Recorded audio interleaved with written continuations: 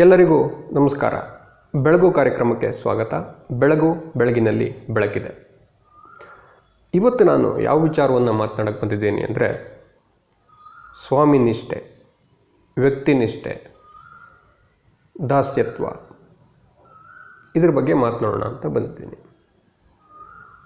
ಸ್ವಾಮಿ ನಿಷ್ಠೆ ಇದು ಎಲ್ಲಿ ಬರುತ್ತೆ, ಎಲ್ಲಿ ನಾವು ನಿಷ್ಠರಾಗಿರ್ತೇವೆ? ಇಲ್ಲಿ ಸ್ವಾಮಿ ಅನ್ನೋ ಪದಕ್ಕೆ ಹಲವು ಅರ್ಥಗಳಿದೆ. ಇಲ್ಲಿ ನಿಮ್ಮ ದಣಿ ಆಗಿರ್ಬೋದು, ದಣಿ ಅಂದರೆ ನಿಮಗೆ ಕೆಲಸ ಕೊಟ್ಟ ಅಥವಾ ನಿಮ್ಮ ಮಾಲೀಕ ಇರಬಹುದು,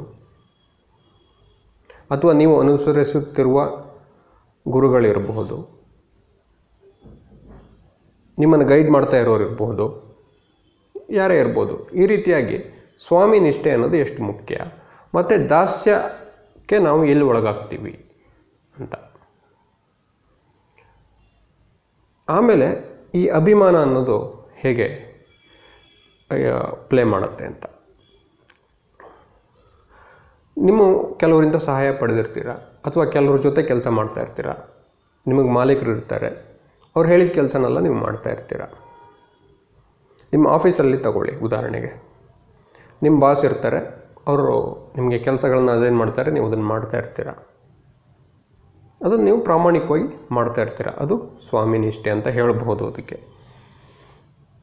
ಆದರೆ ಎಲ್ಲೋ ಒಂದು ಕಡೆ ಅವರು ಅವರ ವೈಯಕ್ತಿಕ ಕೆಲಸಗಳನ್ನು ಮಾಡಿಸ್ಕೊಳ್ತಾ ಇರ್ತಾರೆ. ನಿಮ್ಗೆ ಇಷ್ಟ ಇದ್ದರೆ ಮಾಡ್ಬೋದು, ಅದೇನು ತಪ್ಪು ಅಂತಲ್ಲ, ನಿಮ್ಮ ವಿಶ್ವಾಸದ ಮೇಲೆ ಡಿಪೆಂಡ್ ಆಗುತ್ತೆ ಅದು. ಆದರೆ ಅದನ್ನು ಮಾಡಲೇಬೇಕು ಅಂತ ಇಲ್ಲ. ಎಲ್ಲೋ ಒಂದು ಕಡೆ ನೀವು ದಾಸ್ಯಕ್ಕೆ ಒಳಗಾಗ್ತಾ ಇದ್ದೀರೋ ಅಂತ ಯೋಚನೆ ಮಾಡಬೇಕಾಗುತ್ತೆ. ಅಂಥ ಸಂದರ್ಭದಲ್ಲಿ ಸ್ವಾಮಿ ನಿಷ್ಠನಾಗಿ ನಾನು ಇರ್ತೇನೆ ಅಂಥೇಳಿ ಅವ್ರು ಹೇಳಿದ್ದೆಲ್ಲ ನೀವು ಮಾಡೋದಕ್ಕೆ ಹೋಗಬಾರ್ದು. ಅದು ಭಾಳ ಮುಖ್ಯವಾದ್ದು. ಇಲ್ಲಿ ನಾವು ಯೋಚನೆ ಮಾಡಬೇಕು. ಅವ್ರು ಹೇಗೋ ನಾನು ಹೇಳಿದ್ದೆಲ್ಲ ಕೆಲಸ ಮಾಡ್ತಾರಲ್ಲ ಆಫೀಸಿಂದು, ಇದನ್ನು ಮಾಡಿಸ್ಕೊಬೋಣ ಅಂತ ಅವ್ರು ಯೋಚನೆ ಮಾಡಿ ನಿಮ್ಮನ್ನು ದುರುಪಯೋಗ ಪಡಿಸ್ಕೋಬಹುದು. ಆದರೆ ಅದೇ ರೀತಿ ಅವರು ವಿಶ್ವಾಸವನ್ನು ಹೇಗೆ ಇಟ್ಕೊಂಡಿರ್ತಾರೆ ಅನ್ನೋದ್ರ ಮೇಲೆ ಡಿಪೆಂಡ್ ಆಗುತ್ತೆ. ಏನೋ ಒಂದು ಸಹಾಯ ಕೇಳಿರ್ತಾರೆ ವೈಯಕ್ತಿಕವಾಗಿ ಅಂತ ಅಂದ್ಕೊಳ್ಳಿ, ಅವ್ರನ್ನೆಲ್ಲೋ ನೀವು ಡ್ರಾಪ್ ಮಾಡಬೇಕಾಗಿರುತ್ತೆ. ಆ ಥರದ್ದೆಲ್ಲ ನೀವು ಮಾಡಬಹುದು, ಏನು ತಪ್ಪು ಅಂತೆಲ್ಲ. ಅಥವಾ ಅದನ್ನೇ ಅವರು ದುರುಪಯೋಗ ಪಡಿಸ್ಕೊಳ್ಳದೆ ಇದ್ದಾರೋ ಇಲ್ಲವೋ ಅನ್ನೋದನ್ನು ನೀವು ಯೋಚನೆ ಮಾಡಬೇಕು. ಅದು ಆ ವಿಶ್ವಾಸದ ಮೇಲೆ ಡಿಪೆಂಡ್ ಆಗಿರುತ್ತೆ. ಹಾಗಾಗಿ ಇಲ್ಲಿ ಸ್ವಾಮಿ ನಿಷ್ಠೆ ಅನ್ನೋದನ್ನು ನಾವು ಯಾವ ರೀತಿ ಇಟ್ಕೋಬೇಕು ಅನ್ನೋದು ಭಾಳ ಮುಖ್ಯವಾಗಿ ಇರುತ್ತೆ. ಸ್ವಾಮಿ ನಿಷ್ಠೆ ಅನ್ನೋದು ಯಾವ ರೀತಿ ಇರಬೇಕು ಅಂದರೆ, ನಿಮ್ಮ ಕೆಲಸ ಏನಿದೆ ಅನ್ನೋದು ಮೊದಲು ನಿಮಗೆ ಹೇಳಿರ್ತಾರಲ್ಲ, ಅದನ್ನು ನೀವು ಅಚ್ಚುಕಟ್ಟಾಗಿ ಮಾಡಬೇಕು. ನಿಮ್ಮ ಬಾಸಿಗೆ ಏನು ಕೆಟ್ಟ ಹೆಸರು ತರದೇ ಇದ್ದಂತೆ ನೀವು ಕೆಲಸವನ್ನು ಪ್ರಾಮಾಣಿಕವಾಗಿ ಮಾಡಬೇಕು. ಆದರೆ ಅಲ್ಲೇ ನೀವು ದಾಸ್ಯಕ್ಕೆ ಒಳಗಾಗದಂತೆಯೇ ಕೆಲಸ ಮಾಡಬೇಕು. ಅದು ಬಹಳ ಮುಖ್ಯವಾದದ್ದು. ಎಷ್ಟೋ ಸಲ ಏನಾಗುತ್ತೆ ಅಂದರೆ, ಈ ಕೆಲಸದ ಬಾಸ್ ಬಿಡಿ, ನೀವು ಹೊರಗಡೆ ಕೆಲವು ಜನರ ಮೇಲೆ ನಿಷ್ಠೆಯನ್ನು ಇಟ್ಕೊಂಡಿರ್ತೀರ, ಅಥವಾ ಅಭಿಮಾನಿಗಳಾಗಿಬಿಟ್ಟಿರ್ತೀರ. ಆಗೇನಾಗುತ್ತೆ ಅಂದರೆ, ಅವರೇನೋ ತಪ್ಪು ಮಾಡಿದರೂ ಸಹಿತ ನೀವು ಅದನ್ನು ಒಪ್ಪಿಕೊಂಡು ಕೆಲಸ ಮಾಡ್ತಾ ಇರ್ತೀರ. ನಿಮಗದು ತಪ್ಪು ಅಂತ ಅದನ್ನು ಹೇಳೋದಕ್ಕೂ ನಿಮ್ಮ ಮನಸ್ಸು ಬಿಡ್ತಾ ಇರಲ್ಲ, ಅದನ್ನು ಒಪ್ಕೊಳ್ಳೋಕ್ಕೆ ನಿಮಗಾಗಲ್ಲ. ಯಾಕೆಂದರೆ ಅವ್ರ ಮೇಲೆ ನಿಮಗೆ ಇರತಕ್ಕಂತಹ ಅಂಧ ಅಭಿಮಾನ, ಅಂಧ ಭಕ್ತಿ,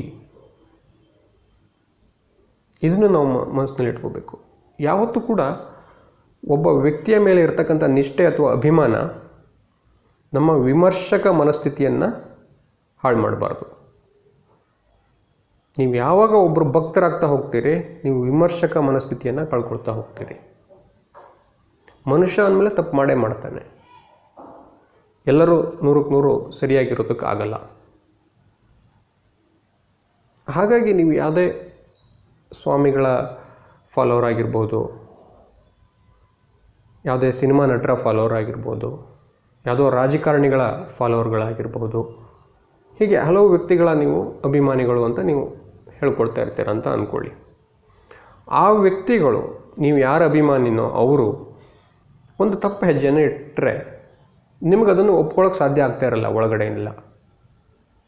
ಆಗ ನೀವು ಏನು ಮಾಡ್ತೀರಾ ಅಂದರೆ, ಆ ವಿರೋಧಿಗಳು ಯಾರ್ಯಾರು ಅವರು ತಪ್ಪನ್ನು ತೋರಿಸಿರ್ತಾರೆ ಅವ್ರ ಮೇಲೇನೋ ಹತ್ತಿಕ್ಕಕ್ಕೆ ಹೋಗ್ತೀರಾ, ಅವ್ರ ಮೇಲೆ ಅಟ್ಯಾಕ್ ಮಾಡೋಕ್ಕೆ ಪ್ರಾರಂಭ ಮಾಡ್ತೀರಾ. ಇಲ್ಲಿ ತಪ್ಪುಗಳಾಗತ್ತೆ. ಈಗ ನಿಮ್ಮ ಯಾರ ಮೇಲೆ ನಿಮಗೆ ಪ್ರೀತಿ ಇದೆಯೋ ಅಥವಾ ಅಭಿಮಾನ ಇದೆಯೋ ಅಥವಾ ಯಾರು ನಿಮ್ಮ ಗೆಳೆಯರೇ ಆಗಿರ್ಬೋದು, ಗೆಳೆಯರಾಗಿರ್ತಾರೋ ಅವ್ರು ತಪ್ಪು ಮಾಡಿದಾಗ ಅದನ್ನು ತಪ್ಪು ಅಂತ ಹೇಳುವ ಒಂದು ಮನಸ್ಥಿತಿಯನ್ನು ನಾವು ಇಟ್ಕೊಳ್ಬೇಕಾಗ್ತದೆ. ಯಾರೋ ನಿಮ್ಮ ಫ್ರೆಂಡು ಅಂತ ಅಂದ್ಕೊಳ್ಳಿ, ಅವರೇನೋ ತಪ್ಪು ಮಾಡ್ತಾ ಇರ್ತಾರೆ, ಅದನ್ನು ನಾವು ಅವ್ರಿಗೆ ಹೇಳ್ಬೋದು, ಹೇಳಿ ಅದನ್ನು ಸರಿಪಡಿಸ್ಬೋದು. ಆದರೆ ಅದನ್ನು ಹೇಳದೇ ಇದ್ದರೆ ಅದನ್ನು ಗೆಳೆತನ ಅಂತ ಅನಿಸ್ಕೊಳ್ಳೋದಿಲ್ಲ. ಅದೇ ರೀತಿ ಯಾವುದೋ ವ್ಯಕ್ತಿಯ ಮೇಲೆ ನಿಮಗೆ ಅಭಿಮಾನ ಇರುತ್ತೆ, ಆವಾಗ ನೀವು ಅವ್ರ ಹತ್ರ ಹೇಳ್ಬೋದು, ಸರ್ ನಿಮ್ಮದು ವರ್ಕ್ಸ್ ಎಲ್ಲ ನನಗೆ ಭಾಳ ಇಷ್ಟ, ನಾನು ಇಷ್ಟಪಡ್ತೇನೆ, ಆದರೆ ನೀವು ಈ ವಿಚಾರದಲ್ಲಿ ನಿರ್ಧಾರ ತಗೊಂಡಿದ್ದು ನನಗೆ ಇಷ್ಟ ಆಗಿಲ್ಲ ಅಥವಾ ಇದು ತಪ್ಪು ಅಂತ ನನಗೆ ಅನ್ನಿಸ್ತಾ ಇದೆ. ಹಾಗೆ ವಿಮರ್ಶಕ ಮನಸ್ಥಿತಿ ಇಲ್ಲದೆ ನಾವು ಎಲ್ಲದನ್ನು ಒಪ್ಕೋತೀವಲ್ಲ, ಅದು ನಾವು ಮಾಡುವ ಬಹಳ ದೊಡ್ಡ ತಪ್ಪು.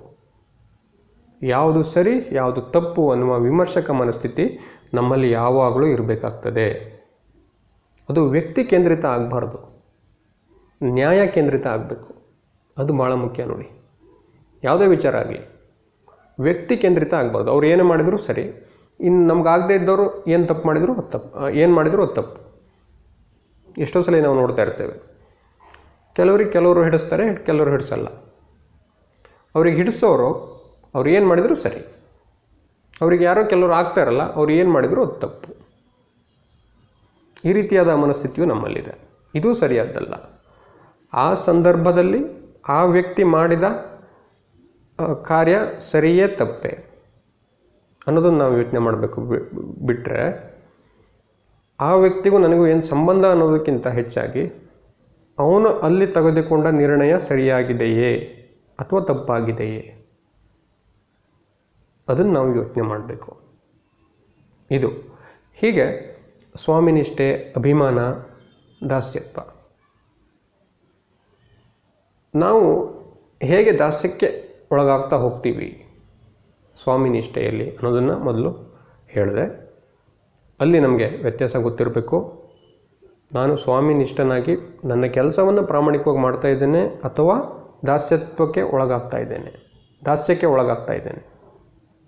ಇದರ ನಡುವಿನ ವ್ಯತ್ಯಾಸ ನಮಗೆ ಗೊತ್ತಿರಬೇಕು ಮೊದಲನೇದು. ಇನ್ನು ಅಂಧಭಕ್ತಿ, ಅಭಿಮಾನ, ಇದರ ಬಗ್ಗೆ ಇದು ನೀವು ಯಾರದ್ದೇ ಮೇಲೆ ಗೌರವ ಇಟ್ಕೊಳ್ಳಿ, ಪ್ರೀತಿಯನ್ನು ಇಟ್ಕೊಳ್ಳಿ, ಆದರೆ ವಿಮರ್ಶಕ ಮನಸ್ಥಿತಿಯನ್ನು ಕಳ್ಕೋಬೇಡಿ. ಸುಮ್ಮನೆ ಅವ್ರು ಹೇಳಿದ್ದೆಲ್ಲ ನೀವು ಫಾಲೋ ಮಾಡ್ತಾ ಹೋಗಬೇಡಿ. ಅದನ್ನು ಯೋಚಿಸಿ, ಪರಿಗಣಿಸಿ, ಮನನ ಅಂದರೆ ಚರ್ಚೆ, ನಿಮ್ಮ ಮನಸ್ಸಿನೊಳಗಡೆ ನೀವು ಅದನ್ನು ಮನನ ಮಾಡಿಕೊಂಡು ಅವ್ರು ಏನು ಹೇಳಿದ್ದಾರೆ ಅಂತ ಅದು ಸರಿಯೇ ತಪ್ಪೇ ಎಂದು ವಿಮರ್ಶಿಸಿ ಅದನ್ನು ಒಪ್ಕೊಳ್ಳಿ. ಇದು ನಾನು ಹೇಳಬೇಕು ಅಂತ ಅಂದ್ಕೊಂಡಿದ್ದು. ಧನ್ಯವಾದಗಳು.